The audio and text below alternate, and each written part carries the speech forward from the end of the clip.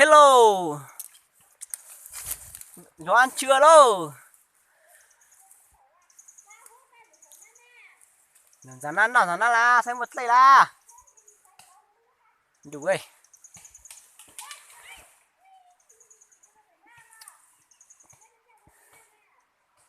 Hôm nay anh em đi phát thảo quả bị bỏ hoang trong 23 năm nay vì mất mùa.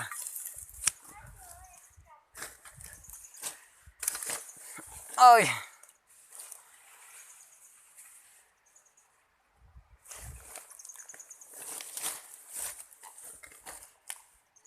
Mày ăn trưa đây. Đấy, vác cơm trước kia lên nhá. Ăn trên này. Ôi giời.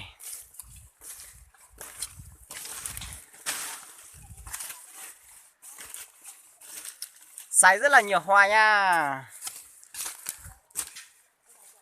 Chả biết có được ăn không đây.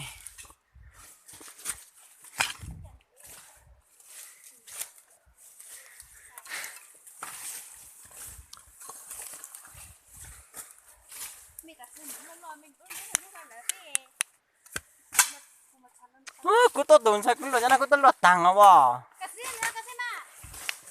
Rồi thì sao tệ.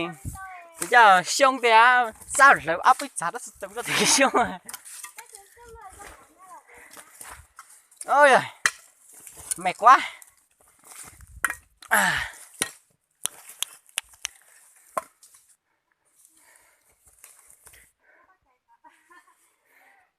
Bây giờ là chuẩn bị ăn cơm. Uống nước đã.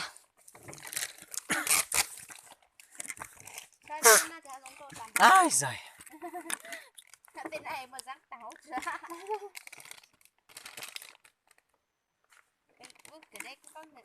Ôi giời.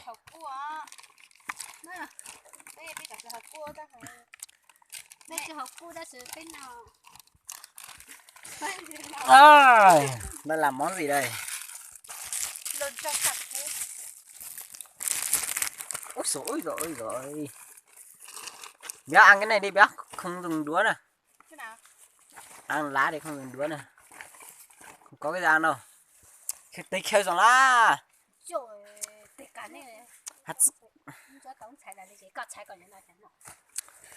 Em.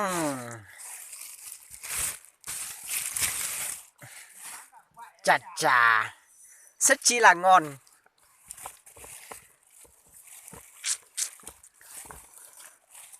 Có từ nó sao? Ôi giời. Ôi rồi chẳng có hắn có hình mà. Đi áp tụi đi. Nó trắng cả đây. Bùa này. Hả? Bùa ấy chín nào chín xóa. Một sao nó không chọc quay mà. Không, này, Nó đánh nào thì à. Mắn nào tụi đó. Nó tụi đó. Ô cái này Nó không trắng ở được. đây nó chín một con đó. Ôi thôi tao ăn thịt đã. Ôi giời, hôm nay thịt ngon thế. Thôi mời cả nhà nhá. Nó lớn nè nè. Nó ấy chú một tí. Nó cái nào tụi nó. Nó tụi nó bật chiếu ha. Nó tụi bật chiếu. Ấy mẹ cho tôi sang gà này đấy. À, Scan giấy bỏ cho nè. Scan. Cứng con. một cái cho mà. Để cơ tức được mà. Để hầu á. Còn. Giờ cũng nói là cũng cười nữa.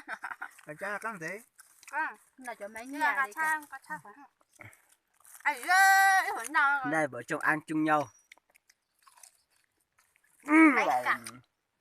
Cả hai chẳng mà cả đàn cố các thứ rồi.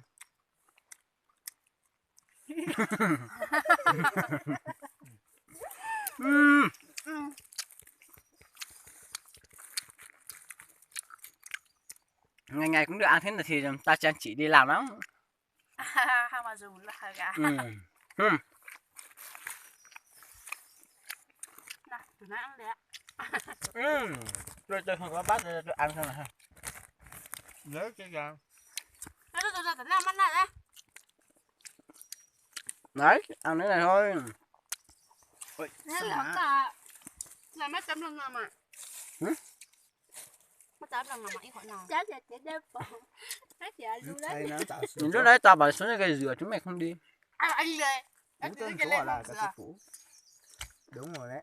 Hòa ly nó này. mòn nước rồi mà Mày lười thì mày không cần rửa nữa. Ê cho sấy nó mua cái em. không có địch thôi cũng Ô, cho tao đâu ra nó sẽ chửi bà. Cay rồi. giờ họ mới đâu nào tàn chậm máu đâu nào sẽ chặt Đây chỗ nặng. Anh đi thấy khua, đó tao trở lại cũng đây rồi con kia. Đó cho lấy khúc căng này ha. Ôi giời, ok, ôi rồi. Sử dụng cún à. Ôi, chả chỉ lắp hết rồi đuôi. Ha, nào.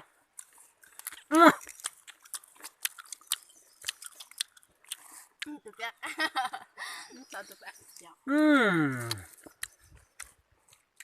thế chỉ thật cái rồi nha nên để cho nó nát đèn nó nát đèn ra Cú để khó nào đấy, đây á.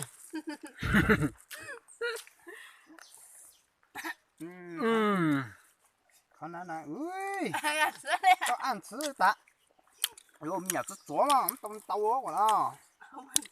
nó chua chán theo con tôm con sẽ cái nó thua ra cái chua đúng không? Ô, chết trắng hạ lên đây. Ngọc quay phiền nhà có hàng quả cũng vừa nhiều. Rau rẻ cơ, cát cơ. Ôi rồi.